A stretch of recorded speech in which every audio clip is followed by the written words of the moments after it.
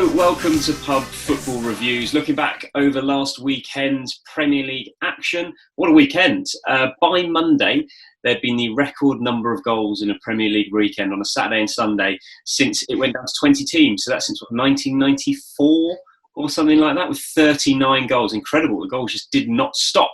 5-2, Everton beating West Brom. Leeds 4, Fulham 3. Man United losing at home 3-1 to Crystal Palace. Arsenal beating West Ham 2-1.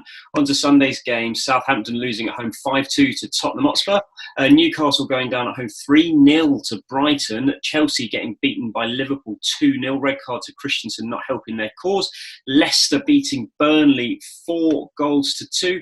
And on Monday Night Football, the most boring night of the three. Villa beating Sheffield United 1-0 and Wolves losing 3-1 at Molineux to Manchester City. Starting on Saturday, Everton looked very, very good. Again, a bit shaky at the back at times, but for the most part, fantastic. Yeah, it's nice to see Calvert-Lewin absolutely flying at the moment, isn't he? Which is good to see. So, hat-trick. Very, very good performance. James Rodriguez looked good as well. A little bit shaky at the back, as you said, but it was comfortable, isn't it? Looking good, Everton. Really good. Looking very good. West Brom, another wake-up call there. They seem to be, they looked all right going forward. They looked okay, but they're so shaky at the back. It's not good enough. Yeah, obviously, who got sent off? It was Kieran Gibbs, wasn't it? For a stupid elbow, wasn't it? It's just a stupid decision. And obviously, Bilic went off after that as well, didn't he? So, about Bilic, I don't think that Mike Dean had any reason to send him off. All he did was ask him the question at half time, which you're allowed to do. He didn't swear. Of course, he was upset, but there was no aggressive language. There was no swearing. It was a joke. It was Mike Dean being Mike Dean. I can't believe he's the Premier League referee. He's just a bellend, isn't he? He is. It's all about Mike Dean, isn't it? Anything to get into the news for just a reason about him, it's always taken, isn't it? There was nothing wrong with that, but yeah, that card really put West Brom on the back foot, and unfortunately got absolutely smashed in the second half. So yeah, in trouble. The FA have opened up investigations over misconduct charges against Bilic. It's just a joke. It's a joke. He should be rescinded. He should be fine. There was nothing wrong with what he did.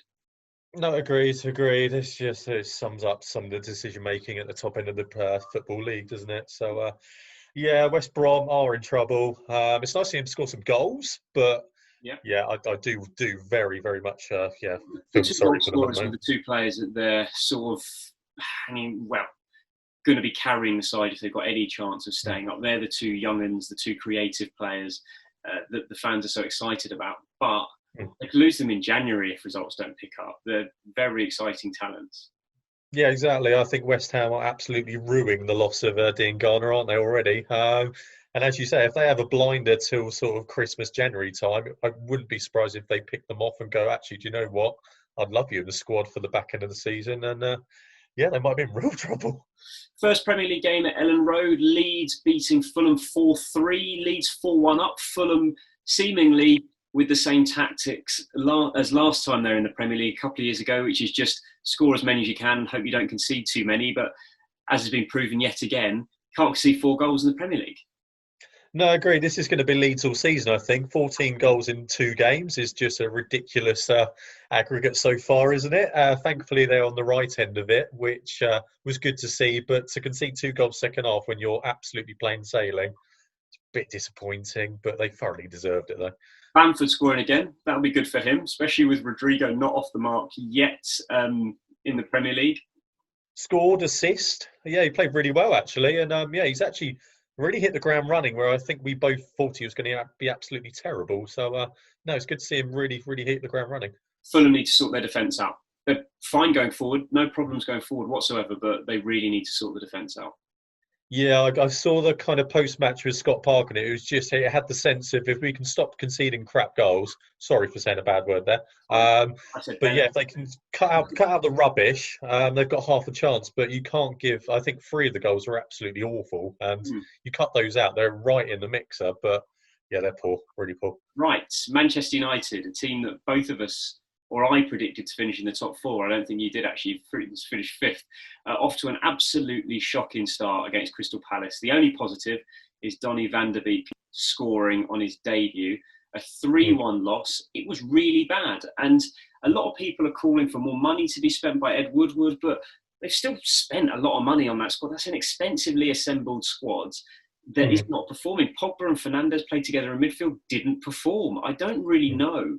Yeah, they could buy a centre half, but beyond that, what is going to make the centre half will help them defend, but in the midfield, in the performances, it's a very expensive midfield playing that's not playing well enough at all. And they've not got the excuses as the same excuses maybe Chelsea, who've just thrown a load of new players together. This is a team that, on the large scale, well, every player that started was there last season, so they've had enough time. This is shocking, and for Crystal Palace, I'm starting to regret predicting them to go down already. Yeah. It was classic Palace again, wasn't it? A game you expect them to get nothing in. Absolutely smashed it. And as you say, United were awful, weren't they? Didn't really create anything. Looked really lethargic, off the pace. I wasn't sure if it was just the fact it was the first game back and it's trying to get back up to speed. I know Solskjaer was coming out with kind of every excuse under the sun after the game, but they were really bad. And it was nice to see Van der Beek get off the mark, which was a good finish. But apart from that, everyone else was awful. Yeah, really, really bad. Palace actually looked like a really decent team, I have to say. Going forward, they look very fluid. Batshuayi still to come in. Eberechi Eze's being sort of eased in, you could say, without using his name too often. But what he's been built on is the foundations that Roy Hodgson has been working on. McCarthy and MacArthur just closing down and playing excellently. But I feel like there's a little bit more freedom going forward for those quick players that are going to really enjoy this season. And it doesn't look like Zaha's going anywhere. So it could be a mid-table finish in the end, again. No, definitely. He had an absolute blinder, didn't he? He had the look of someone who's going back to an old club, wants to prove a point, and he played brilliantly. And I'm not sure if he's doing this just due to the fact he knows the window's still open for a month and he's properly trying to get moved at the moment. And he wants to move. Yeah, but yeah, he was brilliant. And as you say, there is a bit more about Palace this year. It feels like, as you say, there is more freedom in that top four. And if you can get Batshuayi up front to lead the line, they look quite good, don't they? Which is annoying to say. Moving on quickly, Arsenal 2, West Ham 1 at the Emirates. A late winner from Eddie Nketiah, but as much as West Ham are showing so far to be one of the worst teams in the league, and after last weekend, Arsenal fans had a load of hope. Last season, this is a game that would have ended 1-1 or 1-0 to West Ham. So there are positives for Arsenal fans, and I hate to say it because I want Arsenal to be terrible and I want them to finish in mid-table, but grinding out a win can sometimes show more about the potential of the team and where the team's going than finding these games easy, and then when it does come to having to grind one out, not being able to. Yeah, agreed. It was a really, really poor game, I've got to say. It was really disappointing. I think we only pretty much created 2 chances and we scored them both, thank God. Because apart from that, West Ham hit the bar. They looked way more threatening than we did. But as you say, if you grind them out early doors, it bodes well for the rest of the season, doesn't it? I was disappointed throughout, to be honest. I thought the first goal was fortunate that the fact he was just about onside. It was a little bit of a close call, but thankfully that went the right way for us. But yes, but I thought West Ham played really well, actually. And there's should have had a penalty as well, based on the other penalties this weekend. 100%. That was probably the most clear cut. It was, agreed. Yeah, we did get the rub of the green slightly, and there's room for optimism for West Ham. They played all right, actually. But yeah, obviously, I believe Moyes has got coronavirus now, which doesn't really affect anything. But it means he's self-isolating. Moyes, Ogbonna, I think, is one of the players, and the young boy. Is it Cullen? Yes, Josh Cullen. Yeah. The 3 of them. So I don't think they'll be available this weekend either, having to self-isolate. So Moyes just can do everything from Zoom, I guess. But then when you're not working with them on the training ground, it's difficult. But I'm sure it's not what was a very good performance. And to be fair, against Newcastle, we said they hit the bar a few times as well. 5-1 win in midweek in the Cup. Be a bit more optimistic. But the fans are just so over the ownership. It's a bit like Newcastle. Every time there's a loss, there's just this backlash against the owners. Even if they win, there's a backlash against the owners, to be fair. It's kind of like a dark cloud, isn't it? It never properly leaves, does it? It's always just on the horizon if something does go wrong. And as you say, I think West Ham just need a couple of signings to come in just to lift the fans slightly. But they're looking better. So hopefully they're going to be okay. Sunday, Southampton 2, Tottenham Hotspur 5. Here we go. Go on, then. A little bit more positive around the Tottenham Hotspur Stadium at the moment. First half, Tottenham were really bad, and Southampton deserved to go in 1-0. Spurs were lucky to get the equaliser at the end of the first half. But in the second half, Tottenham just, without dominating the game, just looked so threatening on the counter-attack. It was like Mourinho's tactics just sort of clicked and it worked.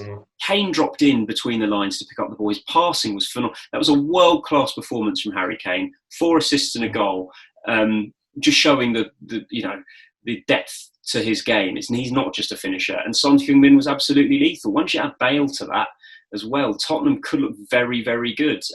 However, Southampton, this is a bad start, and they could find themselves right in it this season for a dogfight if they don't improve quickly, because whilst Danny Ings looked sharp, very good, and they were decent enough on the ball, players like Gineppo had decent enough games, just the defence and I don't know if it was the tactics or if it was the defenders themselves, they just didn't switch on. They just kept pushing up high, but one of them kept dropping in to play the guy up, to play Son on side or Lamella on side or Kane on side. It was really, really bad. And they need to sort that out, or else they could be right in the mix to go down. This could be like Bournemouth last season, a team that no one thinks will go down. They think it'll come good, and it never does if they don't sort it out quickly. Yeah, so firstly, positives. Fair play to Spurs. Played very well. It's nice to see. I feel like it's kind of the positive feeling around it, just due to the fact, obviously, Bale's through the door now, Regulon's through the door. There's a little bit more optimism. I was concerned with the fact Southampton had the highest line on the planet, which meant one simple ball through, and then you're in every single time, which proved dividends, didn't it? Once Son scored the first one, every single time the ball was played through, he was going to score again. And you mentioned it, as you say, Southampton are that team who every year, if they start poorly, we mention it, they might be really properly in a dogfight. And I know Hassan Hurtel mentioned in the post-match that he wants players in because they're a little bit short on the ground. Linked. It looks like he's coming through the door. Yeah, they need some bodies, to be honest, because that squad's not good enough at the moment. And if they keep defending like that, they're in massive trouble. But hopefully he can turn them around. Danny Ings played well, though, as usual. Very well, scored twice. Wasn't a penalty, though. Newcastle at St James's Park, 3-0 to Brighton. Surprised me, not in that Brighton played well, just in that Newcastle were picked off so easily. I thought Newcastle looked really good last weekend. However, they didn't come up against Tariq Lamptey last weekend. What a player. He is a dark horse for the England squad. It's definitely a good outside chance, because if Wan-Bissaka's being dropped for Fosu Mensah, Trippier's over in Spain. They don't know what's going to happen there. Will he continue at Atletico Madrid? Will he continue to play well? Walker's getting old. Alexander-Arnold, honestly, for me, hasn't had the best start to the season ever. Tariq Lamptey keeps playing like that, and England cap is going to come before we know it. Yeah, agreed. It was a bit of a sucker punch, that game, wasn't it? Because obviously 2 early goals just took it away from Newcastle. And as you say, Lamptey started incredibly well, hasn't he? And he's the fullback that actually takes people on. He doesn't go kind of 10 yards forward, turns back, and will go back again, and we'll play around the back kind of line. He actually tries to go past players because he's quick enough, he's good enough, his crossing is good enough. And as you say, he's an outside chance, isn't he? Because, as you say, most of the other right backs are playing like crap at the moment. So, and if he can keep it going, then he's going to get game time all season, because no one is going to replace him at the moment. No. He's got half a chance. He really does have half a chance. Brighton look very good as well. Mid-table, it's the strongest they look by a mile in the Premier League. It was almost like getting Potter in was a masterstroke. Give him a season to bed in, and now it's starting to really come together. Yeah, agreed. The tactics are working. His vision for the club is working. And, just maybe a couple more faces potentially. And they are going to finish easily in mid-table, aren't they? Right, Stamford Bridge. Chelsea going down to Liverpool 2-0. This game was made on a first-half red card to Christensen, which was stupid. I mean, at that stage in the game, I know you think we can't let them score first. We can't let Mane get around the keeper. I don't think Kepa's done him any favours by coming as far as he did if he's not going to get to the ball. If you, as a goalkeeper, if you come and you have to get to the ball, you're better off trying to defend one-on-one. But in saying that, Christensen shouldn't have rugby tackled him. Let him take the touch around the keeper and just work on trying to get your body between the player and the goal and see if you can get a block in. And if you can't, it's 1-0 after 30 minutes. You've got all of the game to get back into the game. If that was in the last 10 minutes, yes, I understand. Taken down, it's a free kick. You'd rather that than a goal or a penalty. But it's just a stupid mistake from defenders that haven't been playing well. I completely agree, mate. It was a stupid decision. Took the game away from Chelsea, from a player who, to be honest, at the moment I don't think is good enough to play for Chelsea. No. And from then on, it was one-way traffic, wasn't it? And yeah, to be fair to Liverpool, once they went down to 10 men, they took their chances, and it was nice to see Thiago come on. Just the passing record in his brilliant half, the most passes ever in a half of Premier League since, was it 2003 when record began, as they say. Definitely different class, isn't he? He's just absolutely wonderful to watch. It was against 10 men, so if you're going to do it, that's when you're going to do it. But to give him credit, he looked fantastic. He's going to be such a good player. He's going to add a new dynamic to Liverpool now. Liverpool will. And I was having this argument with my girlfriend, actually. I was just like, he improves the team, and not that he needs to bed in that they need to change their style of play, because Liverpool could still play exactly the same way with Thiago in. But now they've got the option where if that's not working, they have that midfielder who can unlock the defence. They can come into the midfield and play that way. So that now they're just going to, Liverpool aren't going to be that side that comes down the sides. They can hit you from anywhere now. Yeah, agreed. It's a huge world-class midfielder that just makes a team that is incredibly good already even better. And going back to the game, Kepa had an absolute shocker again. Absolute shocker. There's only so many times Lampard can try and defend him before you go, do you know what, you're costing us points. Does Lampard have to take some of the blame now for keeping him in? Yeah, definitely. Especially you spent 200 million to try and get them to challenge for the league, and he's already cost them. Well, he's cost them 3 points, and he nearly cost them against. Would you have started? 100%. And I know Mendy's pretty much through the door by the sounds of it. So he's on his last legs. So it's not good enough. Yeah. One positive for Chelsea, just to end on a positive for Chelsea fans, I thought for Fikayo Tomori, who we've spoken about a lot on this show, as loving him. I thought he looked very, very strong again. So him and Thiago Silva would be my first choice, because I don't think the others are good enough. No, agreed. Yeah, as you say, obviously, I think he was injured towards back in the last season, wasn't he? So I think he lost his place that way. But every time he plays, he never puts a foot wrong. I think he's a cracking defender. Get Thiago Silva next to him. That's a decent combination. Leicester 4, Burnley 2 at the King Power, another absolute goal fest. I love to see Chris Wood scoring for Burnley, but Burnley are just going to be fine this season. They'll be around the relegation zone, but they'll stay up. For Leicester, they ended the season so poorly last season. Once we came back from lockdown, the 2 wins on the bounce, 2 fairly convincing wins, 2 good performances, looking good, looking really, really good, and it can be really positive. And hopefully they can ride this momentum to, they'll be gutted to not be in the Champions League this year, but maybe challenging again. Yeah, definitely. Strong start from Leicester, and it's nice to see the goals are being kind of shared around this season, which is nice to see. I think you mentioned Dennis Pratt last week, a fantastic finish. He's really, really hit the ground running this season, which is nice to see. Burnley, first game back. Don't really know what to expect with Burnley. They're going to be all right regardless. But, fair play to Leicester, looking good already. Last night's games, Monday night's games, sorry. Aston Villa beating Sheffield United. Early red card for Egan didn't help things for Sheffield United. But for Aston Villa, first game of the season, first win of the season. It was scrappy. It was late. It didn't look great. Aston Villa had no penetration whatsoever. I thought Ollie Watkins looked bright without having any service. It's a win, and that's what they need. Even if it's against 10 men at home and it was a struggle, it's a win. That's going to sum up Villa all season, mate. It's going to be a struggle. But if they can just get points on the board in games like that, especially against 10 men, you've got to take your chances and win that game. It was great to see Martinez save a penalty, or was it as an Arsenal fan? I'm not sure. But yeah, as you say, Watkins looked bright, but they seem to really struggle to break down 10 men. And they didn't do anything other than whip it. I wanted to see more invention. Their midfield was just pushing it out to the sides. Just try something else. There was nothing else. Definitely, and obviously Grealish is trying his best to kind of break the line and do something a little bit different, but. even so, they just lack that inventiveness at times. Apart from him, it's kind of very, very much reliant on him trying to do something. And thankfully, they've got a goal from a corner. But apart from that, they didn't really do a lot, did they? But wins a win. Sheffield United, 2 losses from 2 now. Has the bubble burst, or is it just an unfortunate start to the season? I think they would have won that if they had 11 men, to be honest. And yeah, I think it is just a slow start. They'll start to pick up points.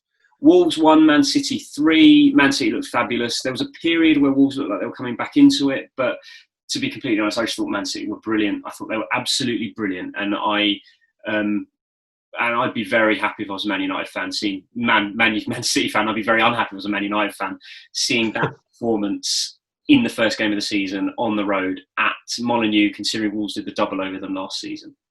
Definitely, you'd think that's quite a difficult place to go first game of the season, Molineux, isn't it? But they absolutely dominated. As you say, it was great to see some really free-flowing football early doors. Nice to see Foden score as well, which is good to see. Very good. Took their foot off the gas a little bit after going 2 up, but you expect that to happen. But no, all in all, really good performance. I think that's it. That's Pub Football with Miles and Jimmy. That was our review. Our preview will be out tomorrow. Enjoy the rest of your evening, morning, day, however, midnight, if you're watching this at midnight. There's only one thing left to say, and that's cheers.